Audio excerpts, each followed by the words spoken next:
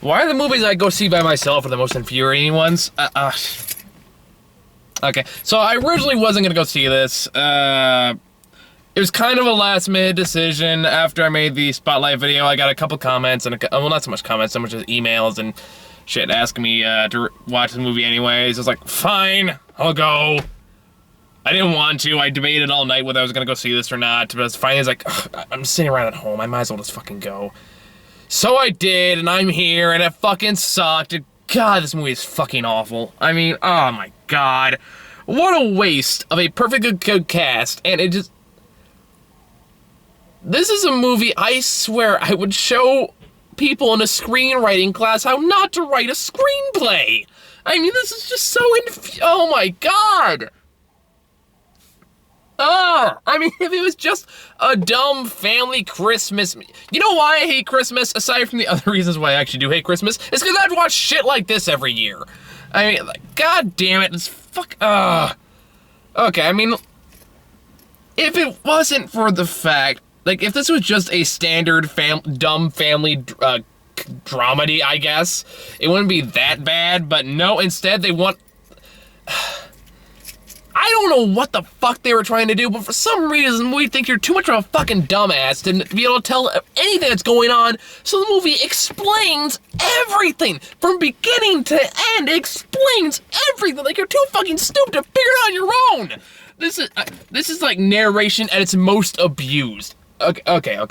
I'm getting ahead of myself. Let me start over. So, this woke me up. I was kind of feeling weird all day today, but this really fucking woke me up. Fuck this movie.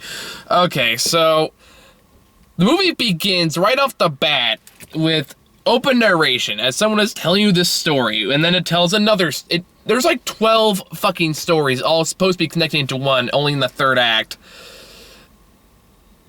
And it's all done through narration, but it's not just setting up the story, it's telling you what the characters are thinking, it's telling you what the characters are doing, it's telling you what the characters' intentions are, what their motivations are. That is such bad screenwriting, I can't believe this got greenlit!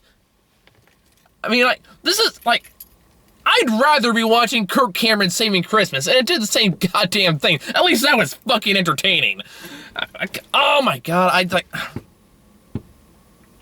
I mean, it's doing the same thing like movies like New Year's Eve did and Valentine's Day did, where it's just a bunch of interconnected, like, bunch of different plot lines that are loosely interconnected. Actually, I take it back, I don't know if either was... It's a mix between, like, New Year's Eve and This Is Where I Leave You, basically. Except this is significantly worse, and I'm sure either one of those, although I admit I didn't see New Year's Eve. But, I did see, This Is Where I Leave You, so I can make some kind of comparison here. So... There's so many goddamn plot lines, and it feels the need to explicitly tell you everything about every character, everything that's happening. It's like, it doesn't trust the actors to do their job, and it doesn't trust the audience to figure it out on their own. So, like, for example, when somebody's saying, when somebody is walking into a...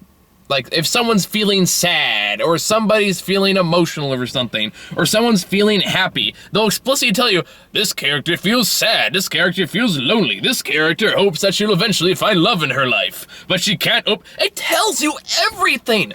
Like, that's such bad... This is like the worst screenplay I've seen all year, and I've sat through some shit! I mean, there's bad screenwriting, there's bad dialogue and bad stuff like that, but then there's just this absurd laziness. This fucking laziness that is just so... I can't remember the last time I've seen a narration this fucking lazy. And it really just... This is just bad filmmaking with a great cast. I mean, of course that's like John Goodman and... Even Amanda Seyfried, I'll give credit, is better than this. And Olivia Wilde, and I love Olivia Wilde, but I just, stop making these bad fucking movies. It makes me want to go home and watch Drinking Buddies, because like I need to believe Olivia Wilde can do good things. I do believe she can do good things, but god damn it, she picks just terrible movies to be in. And this is just another example, like, why are you in this, John Goodman? Why are you in this? You look... The problem is it's trying to have all these interconnected messages, all these interconnected emotional moments, but it doesn't want to just pick one. It wants to pick all of them. So you have all these interconnected storylines of characters you don't really know that well, and quite frankly are either unlikable or not really all that interesting. And you're trying to smush them together with a half-assed third act where everything is loosely wrapped up, and it's just, everything about it screams laziness, everything about it screams, we want to make a sentimental movie, but we don't know how to make it. This just feels like such a rookie effort from everyone involved. No, I'm not gonna stand here with my Winter's Tale special and pretend I make the best Christmas specials ever. But at least I don't openly say, and then the nerd felt sad and angry about the movie he just saw, for he knew it was terrible. I don't fucking say it like, why? Because I can show it in my fucking face. These are actors. Let them act. Don't explain everything. It's fucking bad. It's just bad. It's bad. It's fucking bad. And if you just took all of that out, and it takes up a good 2/3 of the movie is this fucking narration, you would have maybe a half decent, like maybe kind of like where we were at, but like, this is where I leave you. It's like, okay, it wasn't great, but at least there were some good emotional moments there. Because like, if the movie didn't feel a need to explicitly tell you everything, it's maybe not would have been that bad. But instead, no, it goes to the tell, not show method of filmmaking, which is such a rookie mistake. I don't know who directed this, but God, they have so much to learn. And then it's trying to be schmarmy, it's trying to be artistic in some way, or just trying to be clever, but it's not clever. It's just fucking shallow, stupid bullshit. It's stuff that anyone with half a brain could figure out. I don't need it told me like I'm a fucking 2-year-old. The acting from like, especially the kids, the acting from the kids is so fucking bad. And even then, there's so many plot lines in this movie that half of them could have been cut out easily. Just take the John Goodman one if you want to have that one. Okay, fine. Keep the marriage conflict there. Maybe bring in Olivia Wilde, because at least she's charming. She has that going. Like, I'll give Olivia Wilde this. The material she's working with, it fucking sucks, but she's fucking charming enough that she can pull at least some of it off. This stupid movie. I can't. I notice I do this when I'm by myself on these movies. I guess I'm just angrier when I see these kind of movies by myself because I'm by myself.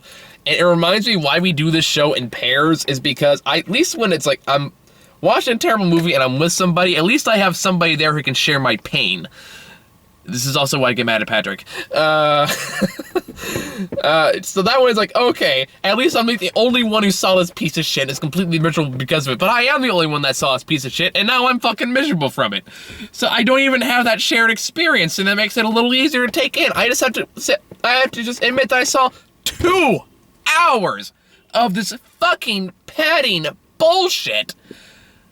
That added up to nothing. I mean, I guess it kind of did, but I just realized, like, I'm waving my arm right now, but, like, it's pitch black, so you can't really see it. Sorry, silly things. I mean, here's how absurd this fucking narration gets. There's a part in the movie where, the guy that was in Vacation, and I don't know the actor's name, but either way, he's playing a father who's getting a divorce is divorced from his awful ex-wife. He has 3 kids, a teenage son, a younger son, and a daughter. And every single one of these kids has like their own fucking mini plot line because, yeah, they absolutely fucking needed that. And then it tells you everything it's doing. For example, it starts off with a little kid at a mall and goes, I'm just gonna call him Little Timmy.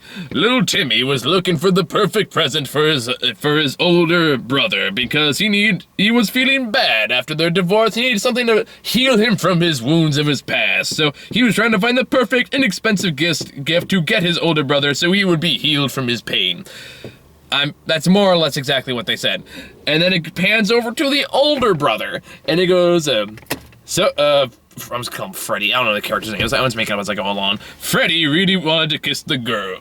Kiss this cute little girl that worked at a candy shop. So he went there, and he thought, he was anxious. He was sweaty.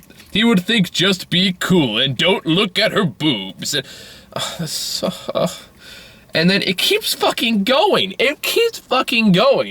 Like, he'll play out this absurd situation. He goes, that's what little Timmy wanted to happen, but here's what actually happened. He screamed like fucking the Home Alone kid and then ran away. That part was obviously not from the movie. I wish it was. At least it would have been a little more entertaining than what we got. I don't know why I'm still talking like this. But then it goes on to fucking random characters that serve no purpose, and they just gives them a fucking narration, because they need a narration, right? They don't need a fucking narration. They don't need it.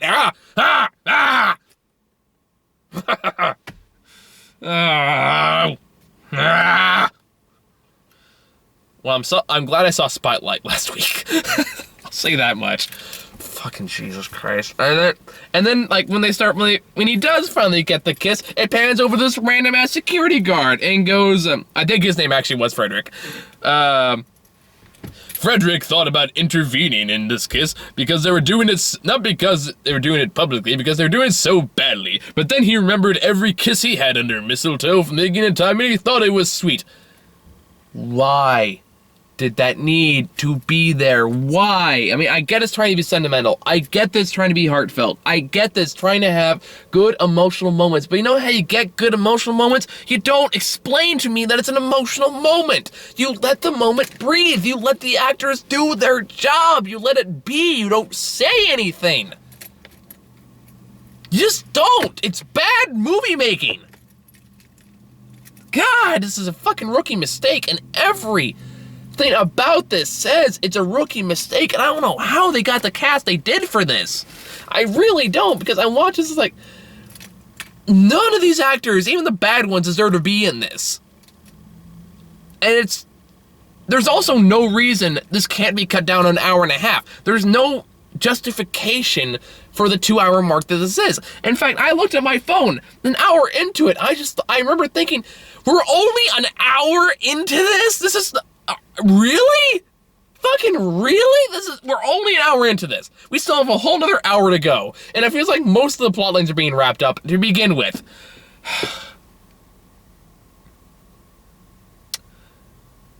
Oh, and then it's like, I don't know what this was trying to be. Is it trying to be a dramedy? Is it trying to be a sentimental movie? Is it trying to be like a Christmas, it's like a classic Christmas movie with open narration? Is that why the narration is there? Is that why the narration turns out to be from the fucking dog?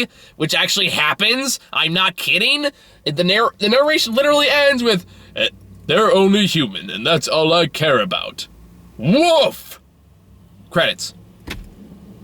Not kidding! This happens! This is a thing that happens in this fucking movie! I'm okay.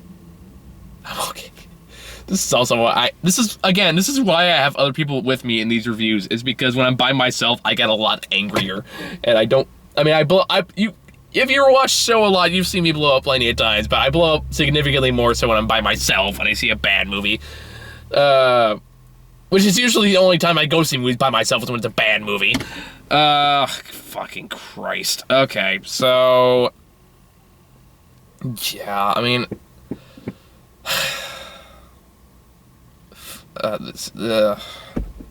don't know, man. I don't know what you... I guess it was worth seeing just because I have something to talk about, and I don't know, this might make the top 10 worst list. I don't know. This is like so much worse than I was expecting it to be. I thought it was going to be like corny and stupid, but I didn't think it was going to be this obnoxious. That's a good word to describe this movie. Obnoxious. This may be the pot calling the kettle black, but this is just such an obnoxious movie. It doesn't know when to shut the fuck up. It doesn't know when to stop. It doesn't know how to make cuts. It doesn't know how to be a well-balanced movie. It's trying to have its cake and eat it too, and it fails on all counts. The audience I saw it with, which was surprisingly crowded, I guess it's because it's the only PG-13 comedy out right now, so it got all the teeny boppers. They ate it up, so maybe they're just seeing something I don't. Maybe I'm just way too fucking cynical, but I'm not... I know I've said on the record several times how much Christmas is not my favorite holiday. And when I tell people why, most of them are pretty much on my side. I'm not going to say it here because that's personal. It's my reasons are my own. But either way, that doesn't mean I'm against the Christmas spirit. It doesn't mean I'm against getting together as a family. It does not mean I am against sentiment. It does not mean I'm against what it's supposed to stand for. And it doesn't mean I'm against Christmas movies that can properly convey that in a way that's sweet and innocent, or gets the point across that, like, what Christmas is about and why it is what it is. It can be a great holiday. Like, I think one of my favorite Christmas movies is what's his name? Joyous Noel, which is a World War I Christmas movie that was about a real life event about opposing armies that stopped fighting for like got a ceasefire for a day, just so they could celebrate the holiday. That's a great fucking movie, and that gets the point what Christmas is about perfectly, and in a way that's wonderful to watch, and at times a little cheesy and unrealistic, but at the same time it's like it does have that Christmas charm to it, and that's what makes the holiday so magical. But when you watch shit like this and you realize, like, they're trying to get that feeling, you're trying to get that good, feel-good feeling about what Christmas is about, and it fails so utterly, fails so completely at it, it makes it all the worse. Because now it's just like, oh great, now not only did you make a bad movie, you made a bad movie that made the meaning of Christmas worse. So, I don't know, that could be just me reading way too much into it, so take that as you will, but I don't know, I mean, I think I've rambled on long enough at this point, so just fuck this movie, and God, I hope the actors find better work, and I really do. I like a lot of these actors in this movie, and they could do so much better, but man, this movie needed some rewrites. It needed to cut their fucking narration, or if you insist on having the narration, cut at least a third of it out. It's not needed. I'm actually reminded of Adaptation, the Nicolas Cage movie, where there's a big monologue in there about how voiceover narration is just lazy screenwriting, and how, like, any idiot can write voiceover narration to explain the thoughts of a character, and apparently some idiot wrote this fucking movie. Watch the writer finds this video. I'd be shocked if that actually happened, but I digress. Alright, just have a little fun though. I will share one story. My own Christmas story. So of course I'm gonna tell from the perspective of the fucking dog. Oh, that's another fucking thing. Again, coming back to pointless narration, there's a whole side narration thing about how the dog stress eats. Like, there was like, oh, the Christmas tension was getting so high that, the dog was getting all anxious from all the feelings and needed to eat his feelings away. He knew he shouldn't have, but he just couldn't help himself. This comes back like 5 times, and it's like, again, why? Purpose, movie. I need purpose. I need a reason. You need to justify why this is there. I mean, I guess it's from the perspective of the dog, but no, not good enough. No. You need to have a fucking reason, not this fucking bullshit. Anywho, so I will tell one fun story because I might as well give some happiness to this. There's a scene in the movie where you show John Goodman and his wife and their granddaughter on a one of those what do they call it? Air tubing down like a snow ramp, and that just reminded me when I was a kid. There was this place called Kirkwood. That's what it was called. It's a mountain range called Kirkwood when I was a kid. And there was this inner tubing slope right by where we were staying, the condo we were staying at the time. And me and my sisters, we were like, I don't know, like 6 to 8, I think. We thought it'd be fun if we took our discs over there and like rode the slope like before it opened. Or I don't think it was open this day. I think it was a weekend. So we took it down there, and there was this one. It was steep and icy. It was not a good idea. But there was one that was just a straightforward down slope, and then there was one that went like kind of curved like that. Anyway, so I thought it'd be a great idea. Yeah, I guess who was the dumb one in my family? If you take my disc, I can go significantly faster than an air tube down the one with the ramp. Yeah, this does not end well. So, for perspective, here's me. Like, here's me, and here's the disc I was on. And we go down this thing, and we jump off, and I just start flying like fucking Superman down, and I just land on my ass. And I don't remember if I got back up or I started crying. That kind of goes blank after that, but I just remember just the feeling of just landing on fucking cold, frozen ice, and it's like, ow! So I'm gonna leave you on that little note. Trailer-wise, we didn't get much. it was weird. I only got like 2 trailers for this, and they're both teasers. They weren't even like new stuff. I got Star Wars, which of course I'm looking forward to. I mean, God, I hope that's good.